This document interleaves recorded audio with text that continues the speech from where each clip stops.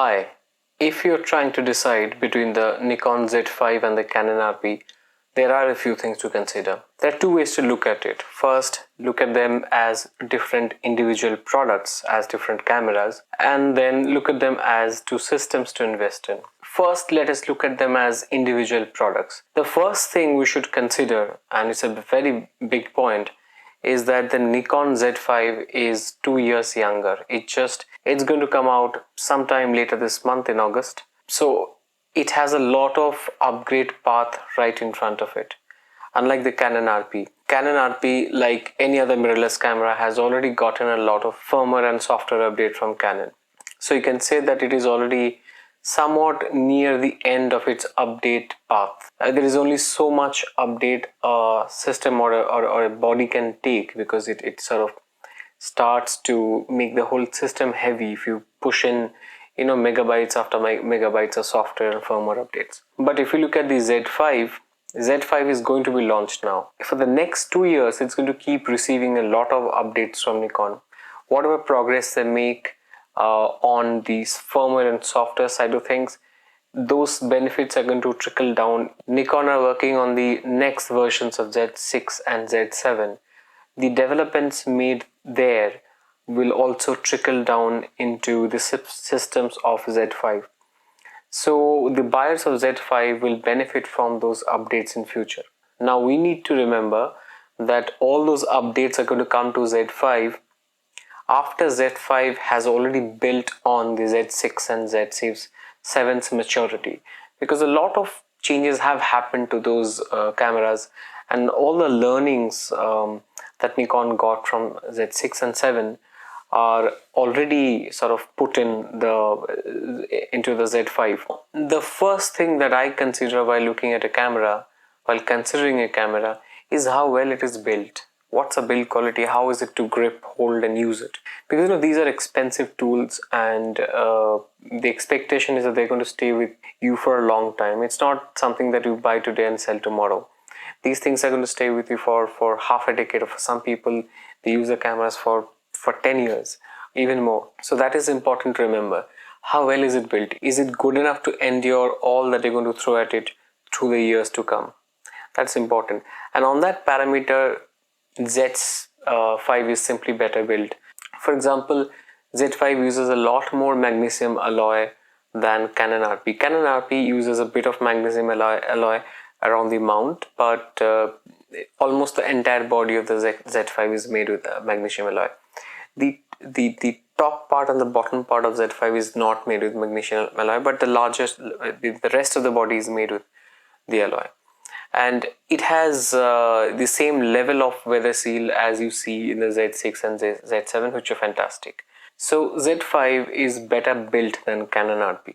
The second thing that I look at is the kind of file quality that I get out of a camera. What do I mean by file quality? File quality is the final output, the raw files and the JPEGs that you get. Well, JPEGs are very similar for all brands, but it's the raw files that makes a difference. Because you need the raw files when you're trying to push the image. You're trying to get a lot of detail out in the shadow area of the picture, or get a lot of detail in the highlight area of the picture.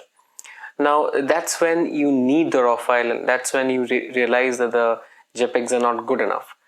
And at that moment, if you see that the files are not good enough to give you all that data while you were trying to color correct it, put layers on it, then it's a bit of a disappointment.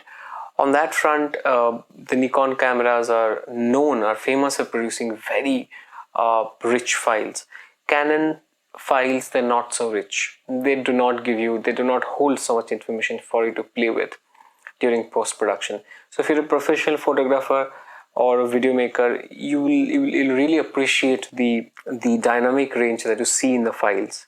Now the third thing is usability, specifically the battery life. Now the mirrorless cameras, unlike the DSLR counterparts, the mirrorless cameras use a lot of power.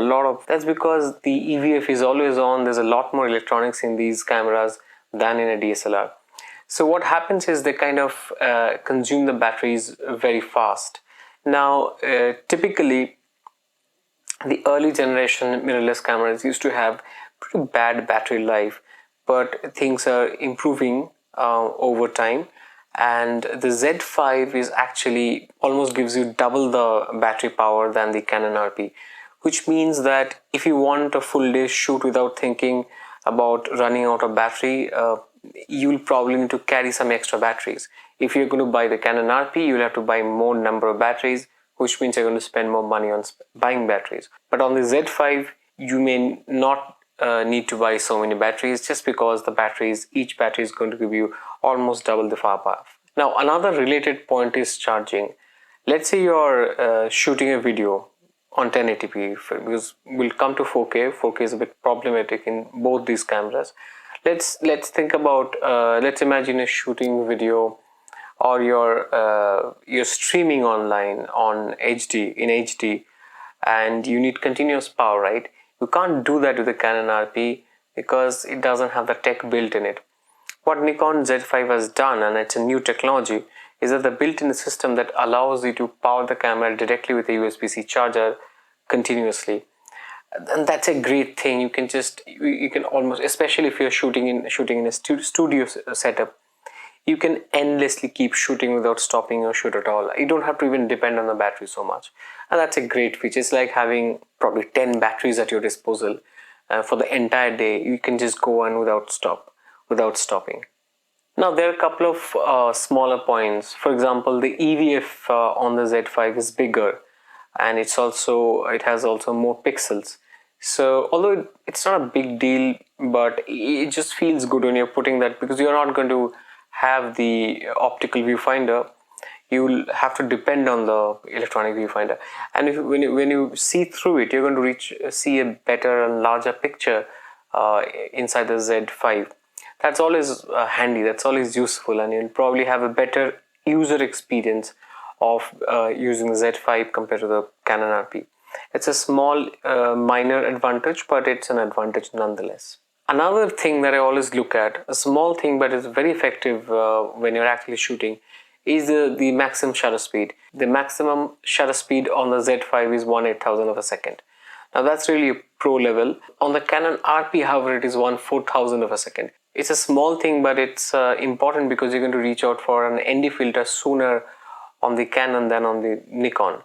And that bothers you. You'd like to use it. You just want to increase the shutter speed as much as possible, reduce the ISO down to below 100, and probably just adjust the aperture a little bit so that you don't have to use an ND filter, because it's another thing that you have to take out of the bag. Firstly, you need to buy it one, then you need to carry enough number of them for each of your lenses, so that these are additional expenditures. These are things to keep in mind, plan for, carry in your bag, carefully handle, take them out, carefully put it on your lens. There's a lot of things involved in it. It's just slightly more hassle-free if you're able to cut that one stop of light just because you have a better higher shutter speed, and Nikon has that. That's always beneficial. Now, another big thing, big point of difference to these two products is Ibis. Now it goes back to fundamentally very few cameras have Ibis at this price point. Actually, full frame and APS-C cameras don't have Ibis at this price point. You will get Micro Four Thirds with Ibis. The Panasonic and Olympus cameras are fantastic.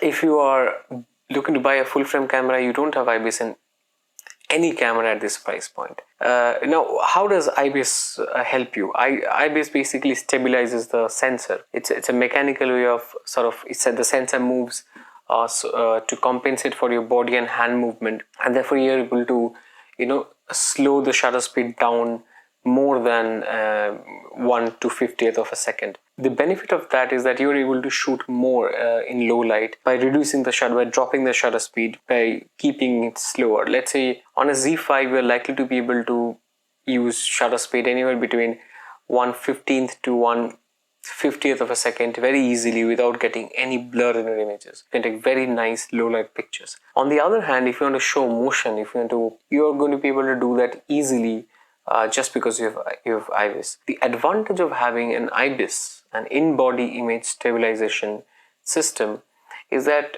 it doesn't matter what lens you use, all lenses will become stabilized. Now, if the body is not stabilized, you will have to buy a specific optically stabilized lens if you're looking for stabilization, which means you're going to buy a slightly bigger lens, which means you're going to buy a slightly more expensive lens. All lenses, some of your favorite lenses may not have stabilization. So that's a big advantage of having an Ibis in your camera. And of course, Ibis helps you greatly while shooting video.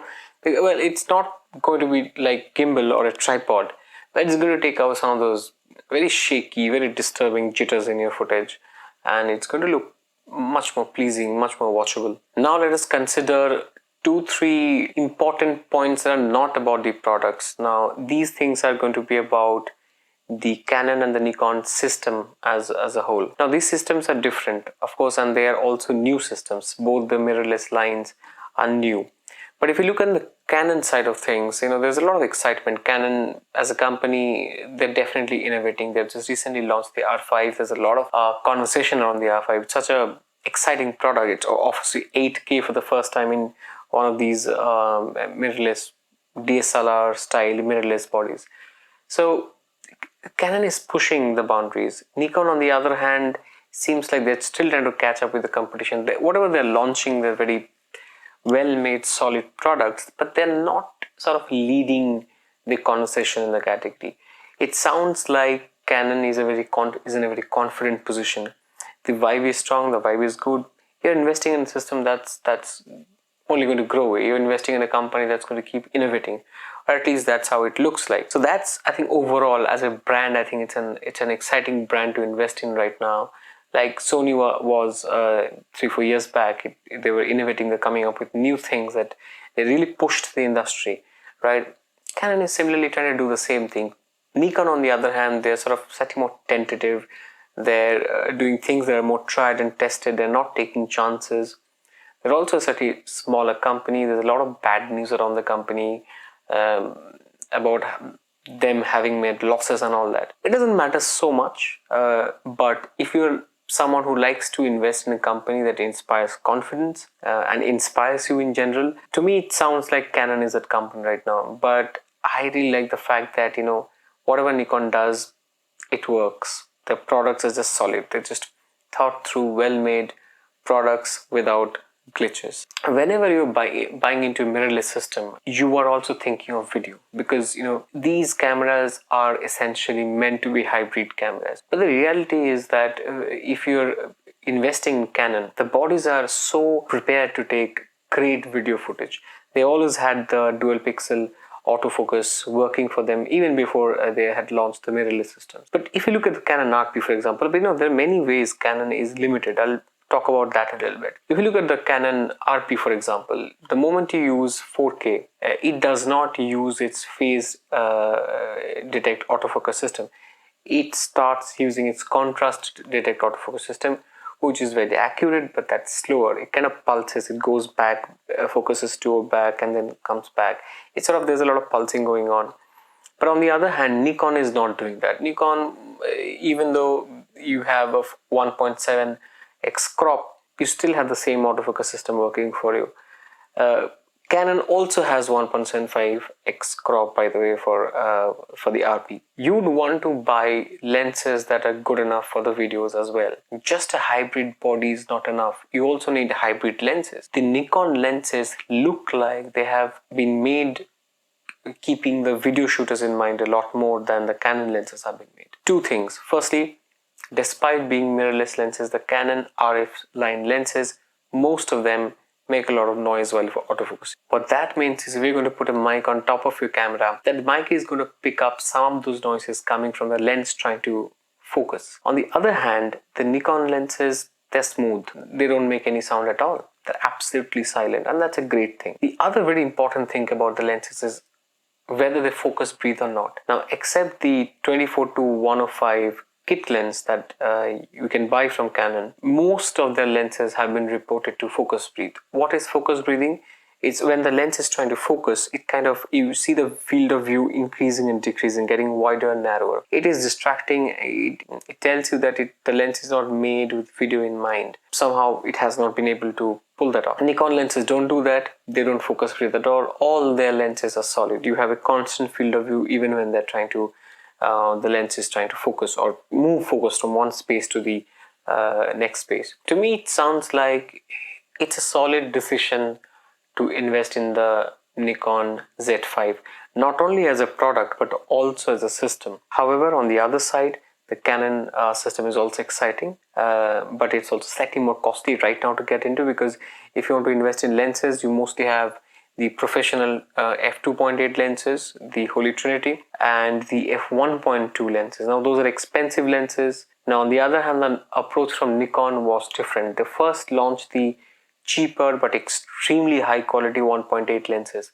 So if you today buy into the Nikon system, you have access to very high quality Nikon 1.8 lenses. On the other hand, for example, the 50mm, if you want to buy a Canon lens, you'll have to go for a very expensive 1.2 lens. You may not, and they're big and heavy, you may not need that right now.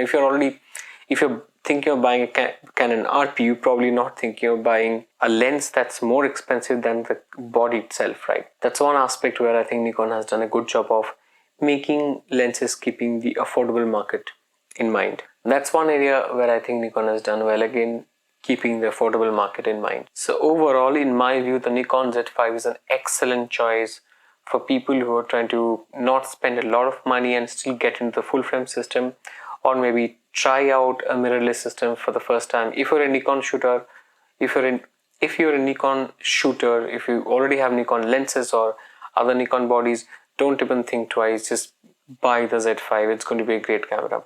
On the other hand, if you're a Canon shooter, if you have old Canon lenses and you don't need to worry so much about buying new lenses, Canon RP is good enough. It's fantastic. People are happy using the product. So, and it's been around, tried and tested. So there are deals going on Canon RP right now as well. It's come down in price. So I think both are good. However, if you compare them spec to spec and also price, it sounds like the Nikon Z5 is a better deal. Now that's my opinion. Please share your opinions down below and subscribe. Please